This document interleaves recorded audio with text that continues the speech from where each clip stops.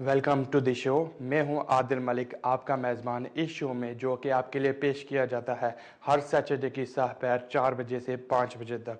नाजरीन, इस शो में मैं आपकी लाइव कॉल्स लेता हूं और इमिग्रेशन से मुतल्लिक मामलात पर आपको एडवाइस करता हूं। तो अगर आपको कोई परेशानी है जो कि इमिग्रेशन कानून के मुतालिक है, तो बिल्कुल आप इस प्रोग्राम में फ़ोन करके लाइव एडवाइस ले सकते हैं। हमेशा की तरह बेशुमार कॉलर्स लाइन पर हैं, तो चलते हैं अपने पहले कॉलर की तरफ। जी फरमाइए। अस्सलाम वालेकुम जी। वालेकुम सलाम। ये आदिल साहब, ये आपसे गुजारिश है कि ये अभी यस्टरडे कोर्ट ऑफ अपील से 7 ईयर कंसेशन के बारे में जो अब्बासी वाला केस था उसकी हियरिंग डन हुई है और सर केस यानी कि आउट हुआ है। ठीक है। तो उसके बारे में आप हमें यानी कि बता सकते हैं कि उसके लिए उस समरी के अंदर जो पैराग्राफ जो 12 है उसके बारे में जज ने कुछ इंस्ट्रक्शंस वगैरह दी हैं, प्लीज। ठीक है। ये पूछना था आपसे, अगर पता है आपको। Thank you for your call. हाँ जी, 7 ईयर्स का केस था, इसका डिसीजन आ चुका है। नाज़रीन, ये कम्प्लेक्स मैटर है, इसकी कोर्ट ने इंटरप्रेशन काफ़ी कम्प्लेक्स की है। तो ज़ाहिर बात है, जो जिनको फॉल करते हैं इस कैटेगरी में, तो उनके लिए बेहतर ऑप्शन होगा कि किसी अच्छे सलिसिटर के पास चले जाएं, उनको सरकमस्टांसेस बताएं, तो वो बताएंगे कि आइदर आप इस केस की जजमेंट से फ़ायदा उठा सकते हैं कि नहीं करते। तो मेरा भी आपको यही मशवरा है कि आप किसी अच्छे से सलिसिटर के पास चले जाएं, उनको अपने सरकमस्टांसेस बताएं, तो वो फिर देख के आपको बताएंगे कि आइदर आप इस जजमेंट से कोई इफेक्ट होगा आपको कि नहीं होगा। नाज़रीन, बढ़ते अपने नेक्स्ट कॉलर की तरफ। जी फरमाइए। जी फरमाए। हेलो। यस। Yes hello.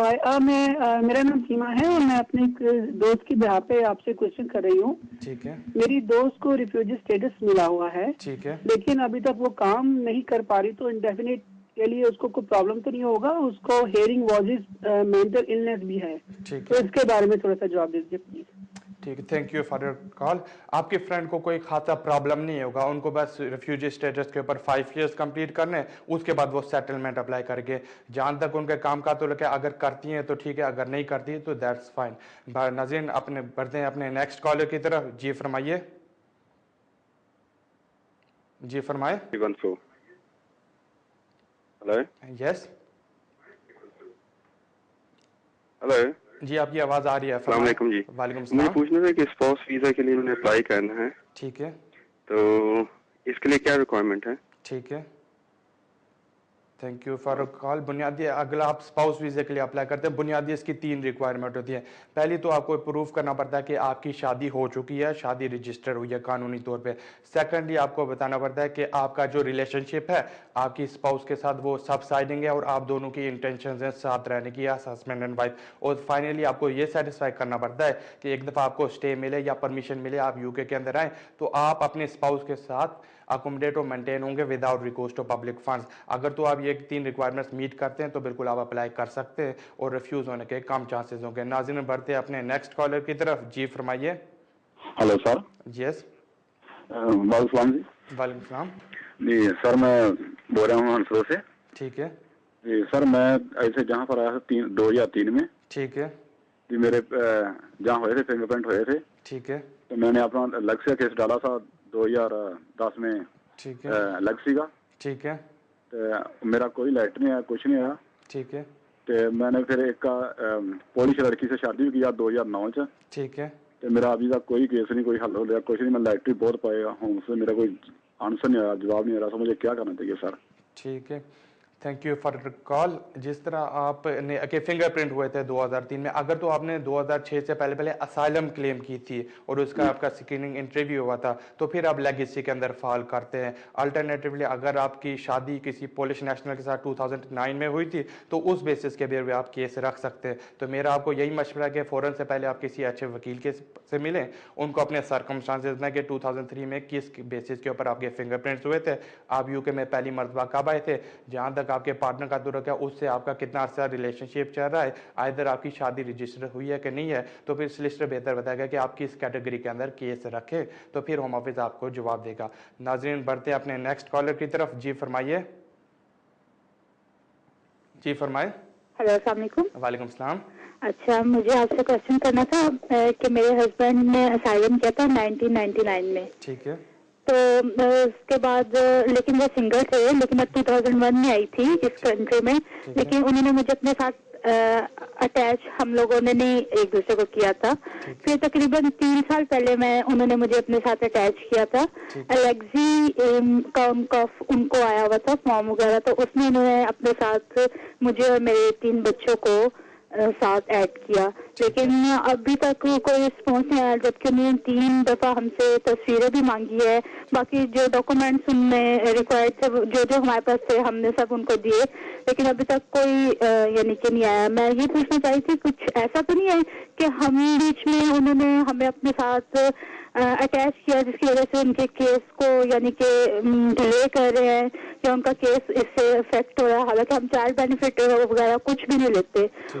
और फिर इसके अलावा मुझे ये पूछना था कि ये एलेक्सी वालों का कब तक हो जाएगा, कुछ बता सकते हैं आप प्लीज? ठीक है, thank you for your call. जिस तरह आपके हस्बैंड ने असाइलम क्लेम की थी और बिल्कुल वो लेगेसी के अंदर आते हैं, तो होम ऑफिस ने उनको ऑलरेडी क्वेश्चनर भेजा है, उन्होंने आपकी डिटेल्स फिल करके अपने और उनके फोटोग्राफ्स लगा के भेज दिए हैं, तो अभी होम ऑफिस उनका केस कंसीडर कर रहा है। One thing. सेकंड थिंग, जहाँ तक उनका लेगेसी का मैटर है, इसमें सिर्फ आपके हस्बैंड का नहीं, हज़ारों और केसेस अभी पेंडिंग है। होम ऑफिस ने अनाउंस तो कर रखा था कि जुलाई के एंड में ये सारे केसेस खत्म करेगा, हाउएवर अभी भी बेशतर केसेस होम ऑफिस कंसीडर कर रहे हैं, उनके डिसीजन करने हैं। तो मेरा आपको यही मशवरा है कि आपका केस ऑलरेडी पेंडिंग है, होम ऑफिस को रिमाइंडर लिख के आप ले सकती हैं अपडेट कि आपके केस के ऊपर कितना और टाइम लगेगा, और आपको अभी वेट करना चाहिए। बढ़ते हैं अपने नेक्स्ट कॉलर की तरफ। जी फरमाइए। अस्सलाम वालेकुम सर। वालेकुम सलाम। सर मैं अली बात कर रहा हूँ, मेरे पास स्पेन की वीज़ा 1 माह की। ठीक है। तो इससे पहले मैं पाकिस्तान जाना चाहता हूँ, तो क्या मैं पाकिस्तान से स्पेन के लिए ट्रैवल कर सकता हूँ या नहीं कर सकता, ये पूछना था। ठीक है, thank you for your call. आपके पास स्पेन का वैलिड वीज़ा है तो बिल्कुल आप पाकिस्तान जा सकते हैं, वहाँ से डायरेक्ट स्पेन जा सकते हैं, तो कोई बड़ा प्रॉब्लम नहीं होगा जब तक आपके पास वैलिड वीज़ा हो। नाज़रीन, बढ़ते हैं अपने नेक्स्ट कॉलर की तरफ, देखते हैं लाइन पे कौन है। जी फरमाइए। हेलो। यस। हेलो। जी आपकी आवाज़ आ रही है। हेलो, अस्सलाम वालेकुम। वालेकुम सलाम। मेरा ये पूछना है जी, अगर इधर 6-7 साल बच्चे अगर गुजारे तो उसके स्टे के लिए अप्लाई कर सकते हैं कि नहीं जी? ठीक मैंने है, ये पूछना था। Thank you for your call. अगर तो यहाँ पे कोई बच्चा 6-7 साल गुजारे तो अमूमन उसको यहाँ पे रहने का राइट मिल जाता है। तो मेरा यही मशवरा है आपको कि आप किसी अच्छे से वकील के पास चले जाएं, उनको अपने सरकमस्टांस बताएं कि बच्चा किसके साथ आया था, कितना अरसा हो गया, उसके पेरेंट्स किधर हैं, तो वो फिर बताएंगे कि इधर अभी किसी कैटेगरी में फिक्स होते हैं कि नहीं होते। Thank you for your call. बढ़ते हैं अपने नेक्स्ट कॉलर की तरफ। जी फरमाइए। जी फरमाएं। जी। हेलो, अस्सलाम वालेकुम। वालेकुम सलाम। मलक साहब, ये क्वेश्चन था कि मेरे वालिद साहब 97 में इस कंट्री में आए और उनको 10-11 साल के बाद ब्रिटिश पासपोर्ट मिल गया, नेशनलिटी सारा कुछ। ठीक है। फिर 1 साल हो गया, मेरी अम्मी को भी वीज़ा मिला, उन्होंने स्पॉन्सर किया, वो अपनी बीवी के तौर पे वो भी आ गई। तो मेरी 2 सिस्टर थी पाकिस्तान में, उनकी उम्र 18 साल से ऊपर है। ठीक है। तो उनके लिए अभी हमने उनका विजिटर अप्लाई किया है। क्या अगर उनका विजिटर वीजा हो जाता है, उनकी अभी शादीशुदी नहीं हुई, तो जाहिर है मैं भी एक भाई हूँ, मैं भी इधर हूँ, और कोई फैमिली में से उधर नहीं है। एक मेरी सिस्टर है बड़ी, वो शादीशुदा है, उनकी अपनी लाइफ है, बाकी एक और सिस्टर है वो भी इधर है, बाकी हमारा कोई भी नहीं। तो क्या वहाँ यहाँ पे आके हम उनका सालम अप्लाई कर सकते हैं? इस तरह कोई स्टे के चांस बन सकते हैं उनको? ठीक है, thank you for your call. नहीं, जनरली इमिग्रेशन कानून ये कहता है कि अगर तो कोई बंदा ओवर 18 हो जाए तो वो जनरली इंडिपेंडेंट कंसीडर होता है। तो इसलिए आपकी जो 2 सिस्टर्स हैं ओवर 18, वो डिपेंडेंट के तौर पे नहीं आ सकती। जहाँ तक उन्होंने अभी विजिटर के लिए अप्लाई किया है, ये वो वीज़ा होता है कि यहाँ पे उनको परमिशन होती है कि वो घूम फिर के रिलेटिव को विजिट करके वापस जाना पड़ता है विद इन 6 मंथ्स। और असाइलम उन लोगों के लिए होता है कि अगर तो उनकी जान को ख़तरा हो, जिस तरह मुझे आपने बताया कि उनकी जान को कोई ख़तरा नहीं है, वो through out the last 5-6 years अपनी पैदाइश से पाकिस्तान रह रही है, तो वो असाइलम के लिए अप्लाई नहीं कर सकती। बेहतर होगा कि आप किसी अच्छे से सॉलिसिटर के पास चले जाएं, उनको अपने सर्कमस्टांसेस हैं तो वो फिर आपको बताएंगे कि इधर वो किसी कैटेगरी में फिक्स होती भी है कि नहीं होती। Thank you for your call. बढ़ते हैं अपने नेक्स्ट कॉलर की तरफ। जी फरमाइए। अस्सलाम वालेकुम। वालेकुम सलाम। मतलब सर, मैंने क्वेश्चन ये था कि हमारी शादी हुई है, मैं यहाँ पे स्टूडेंट था, ठीक है, और फिर मेरी शादी हुई ब्रिटिश से लड़की से, ठीक है, तो 2 साल होने वाले हैं तकरीबन ना, लेकिन जो वेडिंग है उसको 1 साल हुआ है, जो इस्लामिक मैरिज है उसको अक्टूबर में 2 साल हो जाएंगे। ठीक है, तो हमारा केस गया हुआ है रिव्यू के लिए। ठीक है, तो मैंने ये पूछना था कि आया रिव्यू में कितने चांस है, क्योंकि अभी भी केस चल रहा है, ठीक है, और इसके अलावा जो वो 2 साल बाद डिस्क्रिशनरी लीव होती है उसके भी चांस है कि नहीं है? ठीक है। आपने किस बेसिस के ऊपर अप्लाई किया था? थैंक यू, कॉल ड्रॉप हो गई है। नहीं, मेरा एक्चुअली वो मैं स्टूडेंट था ना, तो मेरा स्टूडेंट का वीजा नहीं लगा, वो खत्म हो गया। ठीक है, और अभी आपकी अपील चल रही है कोर्ट में या? मैं को अपील नहीं, सिर्फ रिव्यू के लिए चाह रहा। अब पहले अप्लाई किया था तो वो रिफ्यूज हो गया था लास्ट ईयर, तो उसके बाद से रिव्यू के लिए दोबारा भेजा। तो अभी रिव्यू के लिए उनके पास केस है, क्योंकि वकील से बात हुई है तो उन्होंने कहा जी आपका केस अभी उनके पास है, तो वो कितना टाइम लगता है उसका कोई पता नहीं है। ठीक है, thank you for your call. अगर तो आप यहीं पे हैं तो रिव्यू के लिए बेसिकली एडमिनिस्ट्रेटिव रिव्यू का राइट तब होम ऑफिस ग्रांट करता है जब तो कोई यूके में ना हो, अगर तो कोई अप्लाई करते हैं अपने होम कंट्री से।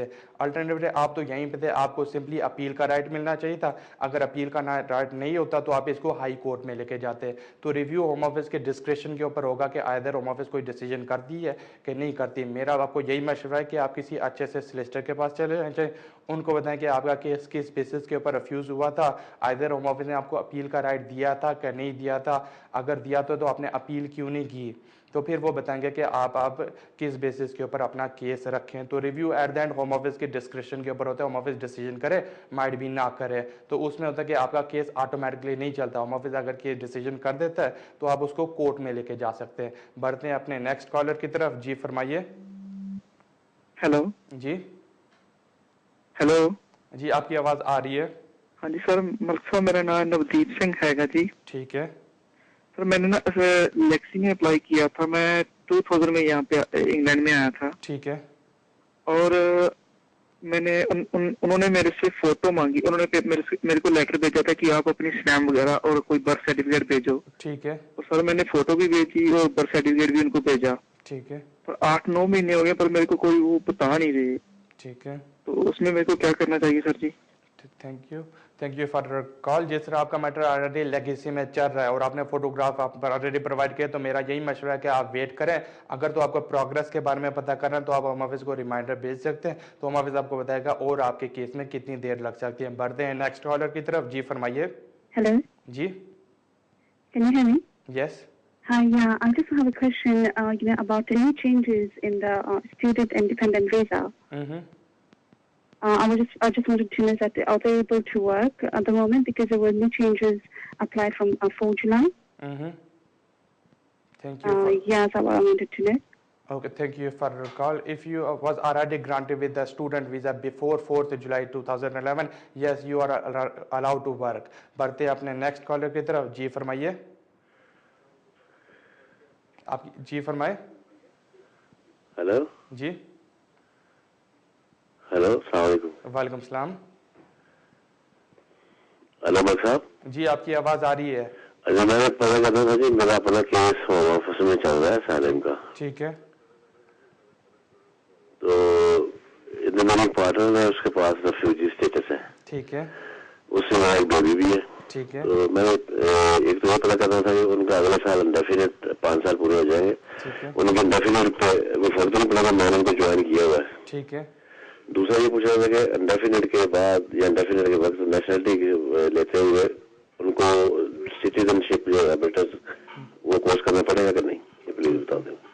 Thank you for call. जी हाँ, आपकी पार्टनर आपकी वाइफ को जब एक दफ़ा इंडेफिनिट मिले तो उसके बाद नेशनैलिटी के लिए अप्लाई करेंगी तो life in the UK test या इंग्लिश का कोर्स करना पड़ेगा। जहाँ तक आपका ताल्लुक है तो आपका मैटर ऑलरेडी असाइलम के अंदर पेंडिंग है, तो आप डिसीजन का वेट करें। जैसे डिसीजन आता है किसी आप अच्छे से सोलिसिटर के पास चले जाएं, उनको अपने सरकमस्टेंस बताएं डिसीजन के साथ, तो वो फिर आपको एडवाइस करेंगे आइदर आपको अपील करनी चाहिए या क्या नेक्स्ट स्टेप उठाना चाहिए। जी thank you for your call. बढ़ते हैं अपने नेक्स्ट कॉलर की तरफ। जी फरमाइए। अस्सलाम वालेकुम। वालेकुम सलाम।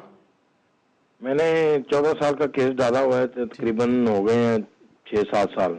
ठीक है, उसके बाद कोई जवाब नहीं आया।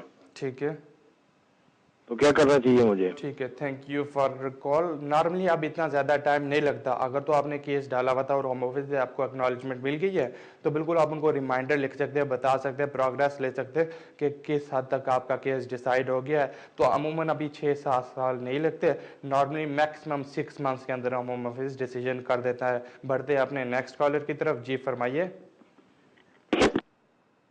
नाज़रीन कॉल ड्रॉप हो गई है। बढ़ते हैं अपने नेक्स्ट कॉलर की तरफ। जी फरमाइए।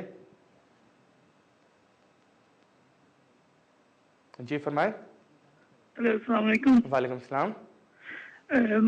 मेरा क्वेश्चन ये है कि जो स्पाउस वीजा के लिए एज लिमिट क्या है द मोमेंट, और ये जो हाई कोर्ट में वो जो केस चल रहा था उसका आउटकम क्या हुआ? ठीक है, thank you for your call. Currently under immigration rule spouse visa के लिए एज है 21। हाउएवर लास्ट ईयर दिसंबर में कोर्ट ऑफ अपील की जजमेंट आई थी जिसने इस एज की जो रिक्वायरमेंट थी उसको अनलॉफुल करार दिया था, ह्यूमन राइट्स के खिलाफ करार दिया था। तो ज़ाहिर बताया उसके बाद जिन लोगों ने अप्लाई किया है उनको लगाए। हाउएवर इस साल के शुरू में होम ऑफिस ने परमिशन के लिए सुप्रीम कोर्ट में अप्लाई कर रखा है और उसकी हेयरिंग अभी अगस्त के मिड में लिस्टेड हो गई है। अभी तक कोई फाइनल डिसीजन नहीं हुआ, तो आप प्रोग्राम देखते रहिएगा, जैसे कोई डिसीजन होता है मैं आपको प्रोग्राम में अपडेट करूंगा। मगर currently the age limit is 21। बढ़ते हैं अपने नेक्स्ट कॉलर की तरफ। जी फरमाइए। जी फरमाए। हेलो। यस। हेलो। जी आपकी आवाज आ रही है। जरा इंतजार कीजिए, ये खातून आपके साथ बात करना चाहती है। Hold on. अस्सलाम वालेकुम। वालेकुम सलाम। हेलो जी। जी मैं आपके अपने बच्चों के बारे में पूछना है। पूछें, क्या पूछना है आपने? 2 बच्चे हैं पाकिस्तान में। ठीक है।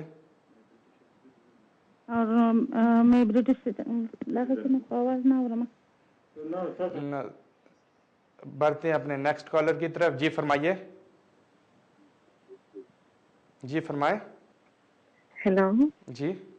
So I just want to ask you a question about Tier 1 General. Okay. What it is I applied for a Tier 1 General in April 2010, 2010, and I actually got the visa as well for 2 years.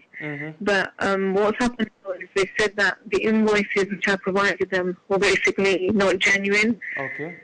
So I obviously got in trouble, and they actually told me that I deceived the Home Office. But I just want to know, like, what can happen? Like, they haven't cancelled my visa or anything. Thank you for your call. As you are already in the United Kingdom on a Tier 1 General, if Home Office cancel or curtail your visa, of course they will grant you right of appeal. You can always appeal against that decision. Alternatively, my advice is to you, you can visit a good solicitor and explain all the circumstances that how Home Office come to know about your invoices or what you submitted with your application, and the solicitor will able to advise you that whether you should appeal against that decision or not. नाज़रीन बढ़ते हैं अपने next collar की तरफ। जी फरमाइए।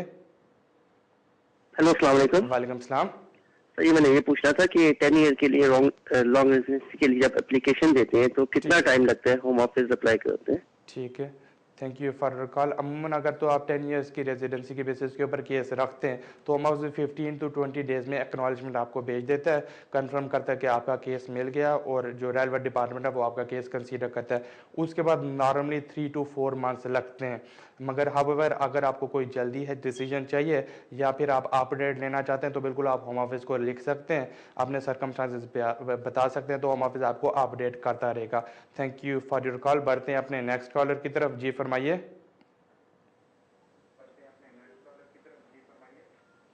Hello. Yes. Hello. जी आपकी आवाज आ रही है। हेलो। आपकी आवाज आ रही है।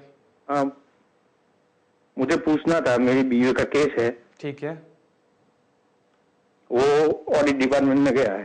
ठीक है। नाज़रीन ये कॉल ड्रॉप। 2 साल से उधर पासपोर्ट रखी है, वो लोगों ने मंगवाई है। ठीक है, आप अपनी टीवी की आवाज थोड़ी धीमी कर दें। नाज़रीन ये कॉल ड्रॉप हो चुकी है। बढ़ते अपने नेक्स्ट कॉलर की तरफ। जी फरमाइए। Hello sir. जी। हेलो। जी आपकी आवाज आ रही है। सर मैं ये पूछना चाहता हूँ। ठीक।